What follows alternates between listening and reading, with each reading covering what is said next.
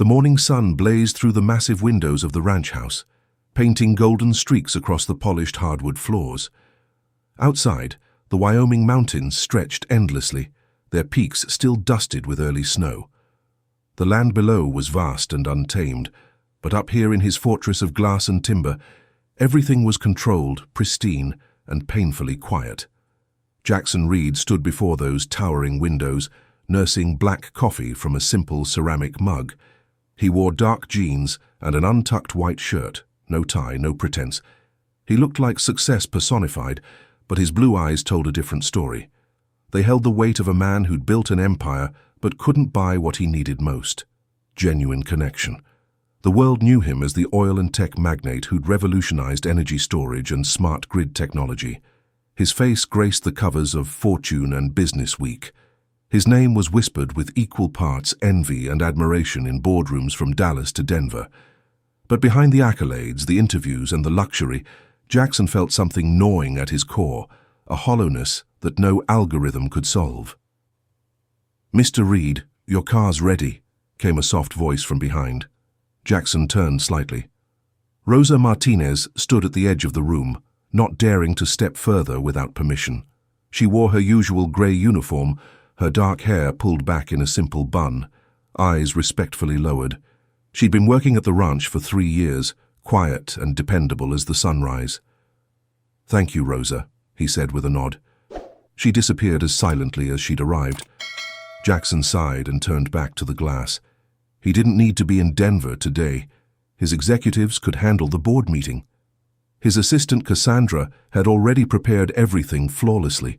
His girlfriend Victoria had texted him from Aspen, sending selfies with heart emojis. "Missing you, babe. Can't wait to show you what I bought." He didn't reply. He didn't feel missed. He felt watched, like a walking bank account, like everyone around him was waiting for an opportunity to make a withdrawal. A gentle chime interrupted his thoughts. Cassandra, his personal assistant, swept into the room holding her ever-present tablet. Tall, blonde, and sharp as a blade, she commanded attention in her designer suits. "Morning, Jackson, I have your briefing ready," she said briskly, tapping the screen with manicured nails. "Not today, Cass. Clear my schedule for the week." She blinked, clearly thrown. "Everything?" "Everything. Even Victoria's charity gala. Reschedule it or cancel. I don't care." Cassandra's confusion was evident, but she nodded professionally. "Of course." Jackson walked into his study, shutting the heavy oak door behind him. This room felt personal, shelves lined with philosophy books, psychology texts, and worn paperbacks from his youth. On the massive desk sat a faded photograph of his parents, both gone too soon. He picked it up, hearing his mother's voice echo through time. "Marry a woman who builds, son, not just a woman who shines. Gold can be polished, but character runs deep." He sat heavily in his leather chair. What good was this empire if he couldn't trust the people in his life? Victoria was stunning. Every man envied him, but her affection waxed and waned with the flow of gifts. When the jewelry stopped, so did her warmth. Cassandra was brilliant and ruthlessly efficient, but he'd overheard her at a company party telling a friend, "If I play this right, I could become the next Mrs. Reed." The words had lodged in his mind like a splinter. Then there was Rosa, quiet, humble Rosa. She barely spoke unless spoken to, never asked for anything beyond her salary. When he'd offered to pay for her sister's medical bills, after overhearing a tearful phone call, she'd refused. "It's not your burden, sir. I'll find a way." "Who does that?" Jackson stared at 3 names he'd written on a legal pad. Victoria, Cassandra, Rosa. 3 women, 3 roles in his life, 3 mysteries. His jaw tightened as an idea formed. He picked up his phone and dialed his head of security. "Marcus, I need you to do something for me." Quietly. "Yes, sir." "I'm going to give 3 women unlimited access to my accounts. I want full monitoring. Purchases, locations, everything. Keep it completely discreet." There was a pause. "Understood, sir." He ended the call and leaned back, exhaling slowly. This wasn't about catching them in lies. It was about finding truth. He was done being surrounded by performers. If there was one woman among them who saw him instead of his wealth, he had to know. He stood and looked at his reflection in the window. Successful, powerful, respected, but alone. "Not for much longer," he murmured. That evening, Jackson sat in his study long past midnight. The only light came from a brass desk lamp, casting golden shadows across 3 black velvet boxes on his desk. Each contained an unlimited credit card, no restrictions, no questions asked. 3 names were engraved on the boxes in silver script: Victoria, Cassandra, Rosa. This decision had been weeks in the making. He didn't want to trap them. He wanted to see their souls. When handed complete freedom, what would each woman choose? He pressed the intercom. "Marcus, everything in place?" "Yes, sir. Full tracking active. Updates every hour as requested." "Good."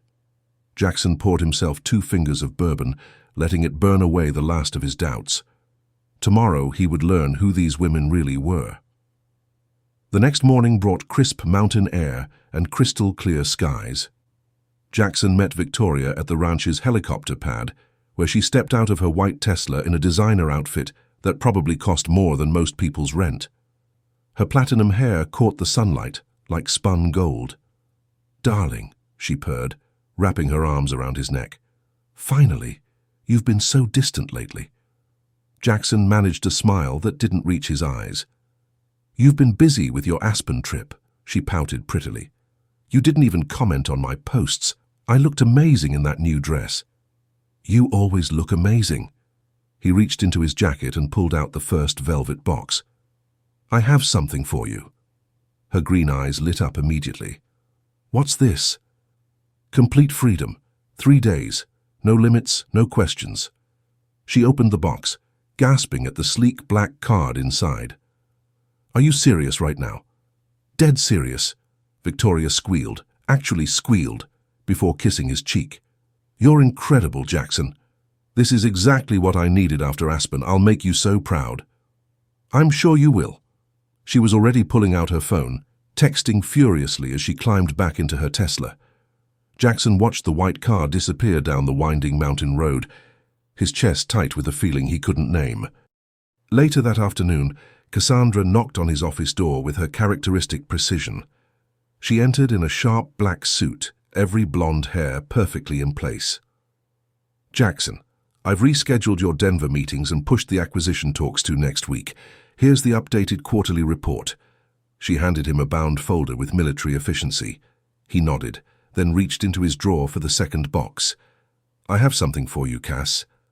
Her carefully controlled expression flickered with curiosity. "What's the occasion?"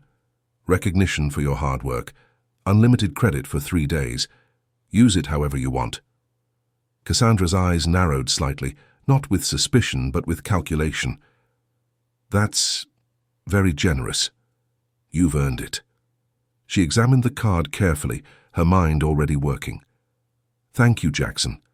This means more than you know." There was something in her tone that made his skin crawl, a hunger that went beyond gratitude.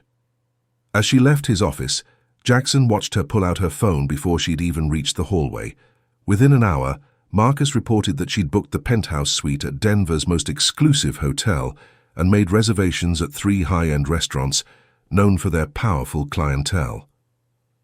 Always networking, Jackson thought grimly.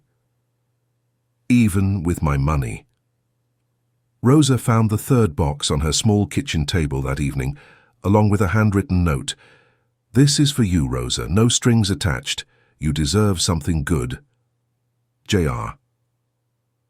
She stared at the velvet box for a long time before opening it, her calloused fingers trembling slightly. When she saw the card inside, her dark eyes widened with something like fear. She walked quickly through the ranch's quiet hallways to Jackson's study, knocking softly. "Come in." Rosa entered hesitantly, holding the box like it might explode. "Mr. Reed, I think there's been some mistake." Jackson looked up from his paperwork. "No mistake. It's yours." "But—" "I don't understand. Did I do something wrong?" He almost smiled at her assumption. No, Rosa. You've done everything right. I just wanted to say thank you. Take a few days off. Do something for yourself. She looked at the card like it was written in a foreign language. I don't need anything, sir. You pay me well. Give me good benefits. I know, but just take it. You have 3 days. Go live a little. Her eyes met his briefly. Deep brown, honest, frightened. All right, thank you. She turned to leave, still clutching the unopened box. Rosa? She paused at the door. Yes, sir. It's Jackson. Just Jackson. A small smile crossed her face. Thank you, Jackson. After she left, Jackson sat back in his chair, something stirring in his chest. Unlike Victoria's excitement or Cassandra's calculation, Rosa had seemed burdened by the gift, as if kindness was harder to accept than cruelty. That night, Marcus called with the first reports. Victoria spent $48,000 today. Jewelry, clothes, spa treatments. She's also reserved a private dining room at Le Bernardin for tomorrow night. Jackson's jaw tightened. How many guests? 12. All influencers and socialites. None of them know you personally. And Cassandra? Professional photo shoot with a celebrity photographer. Networking lunch with 3 of your biggest competitors. She's booked a table at the Governor's Club tomorrow. Members only. Very exclusive. Rosa? A pause. She bought groceries and paid her rent, gave cash to a homeless veteran outside the store, took dinner to the elderly couple next door who've been sick with flu. Jackson felt his throat tighten. How much has she spent? $237. Out of unlimited credit? Yes, sir. She bought a small bouquet of flowers for her sister's grave, but that's it. Jackson stared out at the star-filled Wyoming sky. Somewhere in the distance, a coyote howled. The sound seemed to echo the loneliness in his chest. Keep monitoring, Marcus. Yes, sir. He ended the call and poured another bourbon, but it tasted like ash in his mouth. 3 women, 3 choices, 3 revelations, and only one of them was choosing to lift others up instead of herself. The truth was becoming clearer by the hour. Jackson didn't sleep that night. He paced his study like a caged wolf, waiting for Marcus's dawn report. When his phone finally buzzed at 6 a.m., he answered before the first ring. Tell me. Marcus's voice was carefully neutral. Victoria's evening was extensive. She threw a party at the Ritz-Carlton. Open bar, live DJ, professional photographer. The bill was $82,000. She posted everything on social media with hashtags like "You're living my best life" and "Charang spoiled rotten." Jackson closed his eyes. Guest list? Mostly social media influencers and men she's never mentioned to you. One of them stayed in her suite. The words hit like a physical blow. Jackson had expected extravagance, but betrayal cut deeper. Cassandra? More strategic. She hired a political consultant and a media coach, scheduled meetings with board members from 3 companies that have been trying to acquire your energy patents.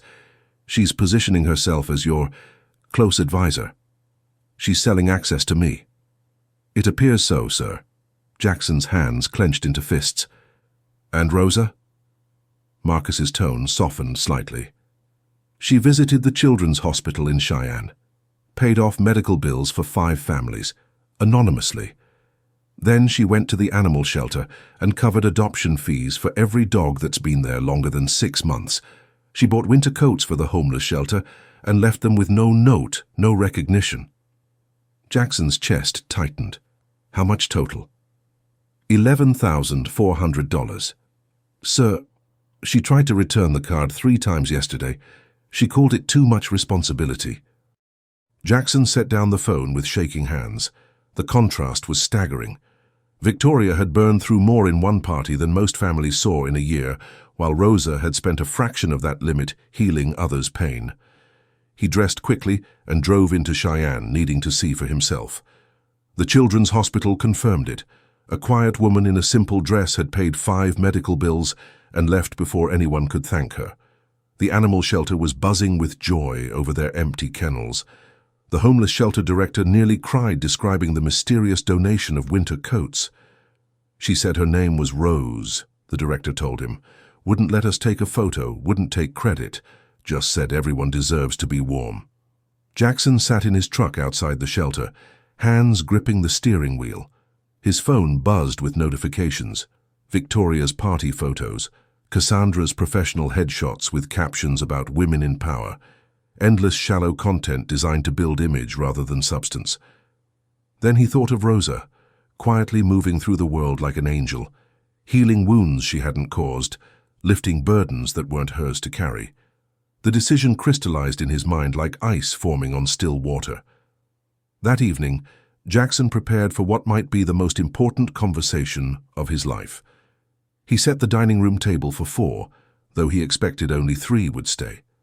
The Montana cabin's great room was warm with firelight, shadows dancing across the log walls. Victoria arrived first, practically glowing with excitement.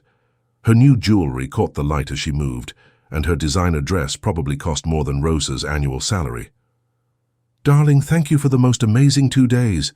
She kissed his cheek, leaving lipstick behind. "Wait until you see what I bought us." "Us?" Jackson's eyebrow raised. "Well, me, but I was thinking of you the whole time." Her laugh was bright and empty.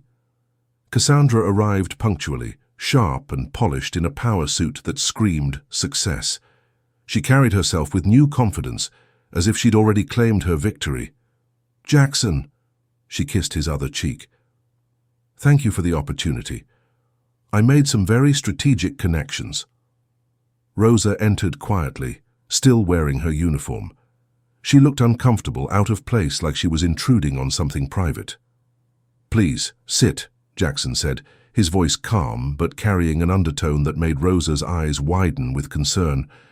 "This feels very formal," Victoria said, settling into her chair and immediately reaching for wine. "It is formal," Jackson replied. "We're formalizing some truths." The room went still, except for the crackling fire. 3 days ago, I gave each of you unlimited resources," Jackson began, his blue eyes steady. "I told you it was a gift. In a way it was. But it was also a test." Victoria's wineglass paused halfway to her lips. Cassandra's spine straightened. Rosa stopped breathing entirely. "I needed to see who you really are when you think no one's watching, what you choose when given complete freedom." "What the hell, Jackson?" Victoria's mask began to crack. "You spied on us." "I observed you," he corrected, "and now I want to share what I learned." Victoria slammed down her glass. "This is sick. You gave me a credit card and told me to enjoy myself.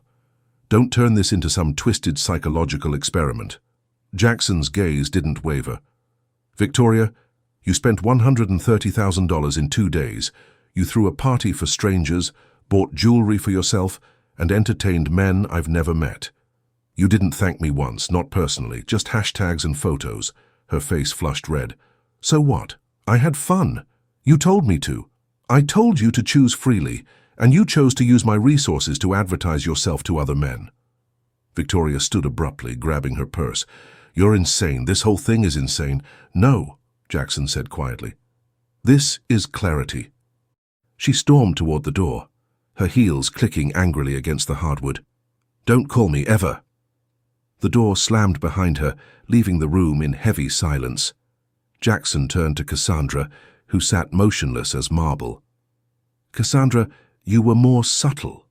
You didn't waste money. You invested it. In yourself. In connections to my competitors. In building a platform that had nothing to do with serving this company and everything to do with serving your own ambition." Her green eyes flashed. "Ambition isn't a crime, Jackson. I've given you 5 years of my life, worked 18-hour days, cleaned up your messes." "I know," he interrupted. "And I'm grateful. But loyalty doesn't give you license to sell access to me behind my back." She stood slowly, adjusting her blazer with practiced dignity. "I see what this is. You've decided she's the saint." She nodded toward Rosa. "The humble maid with the golden heart. This is some kind of Cinderella fantasy, isn't it?" Rosa's face went white, her hands trembling in her lap. "Cassandra," Jackson warned. "No, it's fine," she said, her voice cold as mountain wind. I just wish you'd had the courage to tell me you were done with me instead of staging this elaborate performance. Good luck with your experiment." She walked out with more grace than Victoria, but the same finality. The door closed like a coffin lid. Jackson turned slowly toward Rosa, who hadn't moved since the confrontations began. She sat frozen, eyes wide with something between terror and heartbreak. "I'm sorry you had to witness that," Jackson said gently. Rosa's voice was barely a whisper. "I don't belong here." "Why would you think that?" Because they're right. I am just the maid. I don't know your world. I don't understand business or money or any of this." She gestured helplessly at the elegant dining room. "I was just trying to help people." Jackson moved closer, his voice soft. "Rosa, I watched what you did with unlimited resources. You didn't buy yourself anything. You healed strangers' pain, fed the hungry, housed the homeless. You tried to return the card 3 times because you thought it was too much responsibility." She looked down, tears threatening. "I didn't think it was my money to waste." "And that," Jackson said, kneeling beside her chair, "is what makes you different. You don't take, you give. Not for recognition, not for advancement, just because it's who you are." Rosa finally met his eyes. "I'm scared, Jackson." "Of what?" "Of this. Of you seeing something in me that isn't real. I'm nobody special. I clean houses and send money to my family and try to be decent. That's all." Jackson reached out and took her trembling hands in his. "Rosa, the world doesn't need more decent people. It needs more people like you. People who see need and fill it. People who have power and use it to lift others up." She stared at him, tears finally spilling over. "What are you saying?"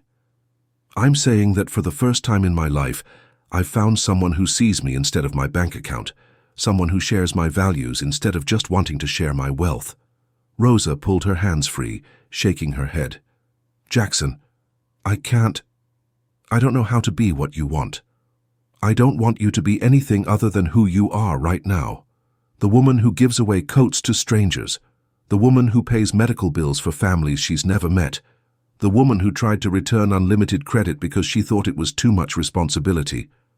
He stood and walked to the fireplace, staring into the flames. "I built an empire, Rosa. Made more money than I could spend in 10 lifetimes, but I've never had anyone in my life who made me want to be better, instead of just richer."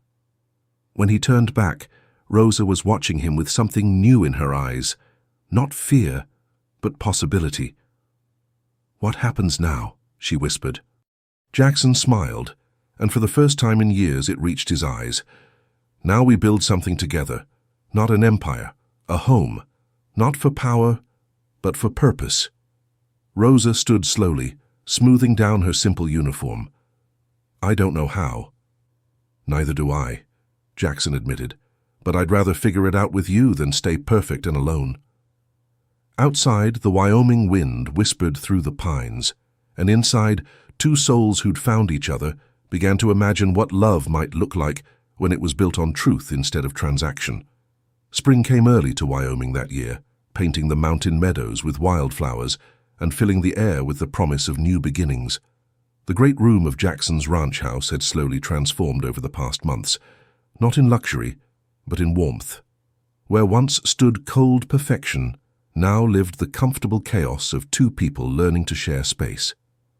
Rosa stood in front of the full-length mirror in what used to be Victoria's closet, now completely redecorated in earth tones and natural fabrics.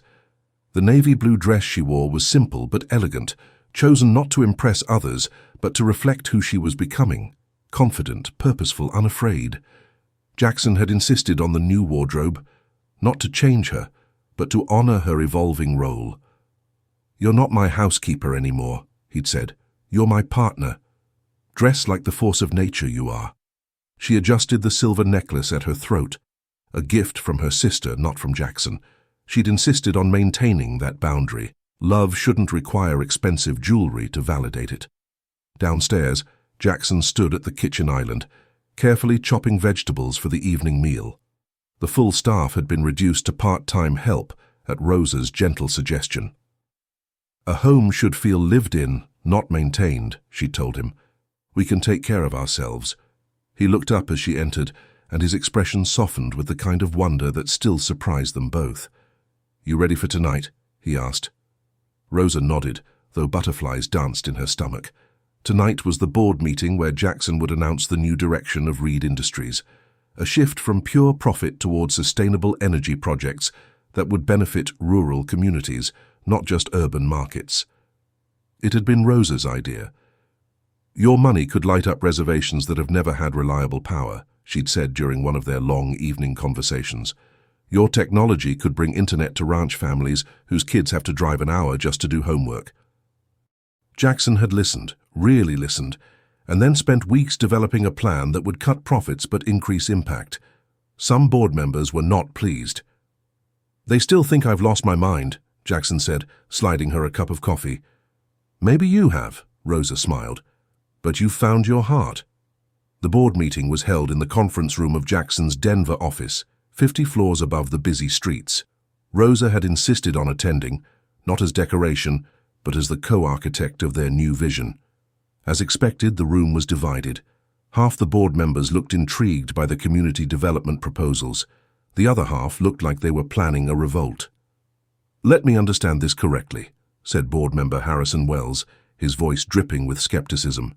"You want to spend $200 million bringing power and internet to communities that can't afford to pay premium rates?" "That's exactly right," Jackson replied calmly.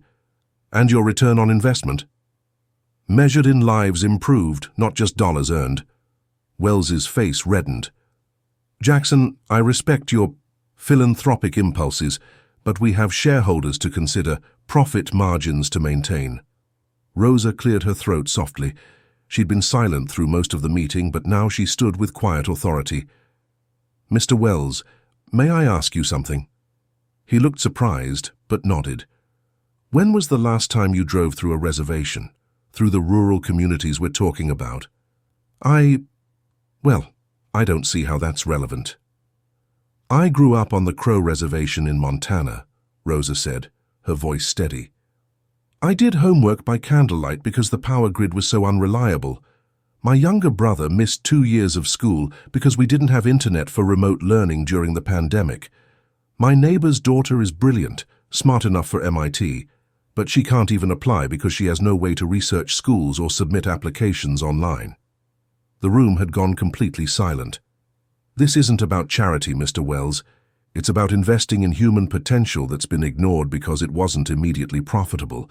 Some of the most innovative minds in America are sitting in communities that your urban-focused business model can't see." She gestured to the presentation screen.